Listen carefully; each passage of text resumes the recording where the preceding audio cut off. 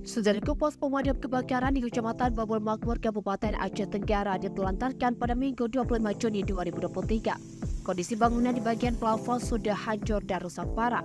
Bukan hanya itu, bagian lampu juga rusak. Akibat bangunan ini ditelantarkan akan merugikan uang rakyat. Kondisi pos pemadam kebakaran di daerah tersebut sangat memprihatinkan. Kondisi plafon sudah rusak dan menjadi tempat parkir mobil pribadi orang lain akibat tak difungsikan. Kalaksa BPBD Aceh Tenggara Dasmi Deski SKMMAP yang dikonfirmasi tak berhasil kendati handphone tidak aktif.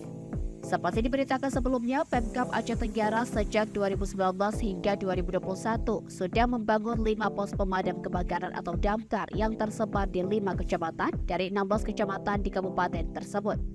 Namun 5 pos damkar itu sampai sekarang belum memiliki armada. Masing-masing pos damkar Ketambe, pos damkar Darul Hasanah, pos damkar Kecamatan Lauser. Kemudian pos damkar Kecamatan Babul Makmur dan pos damkar di Kecamatan Babul Rahma. Dari Aceh Tenggara, Asnawi Lui, Tribun Gayo.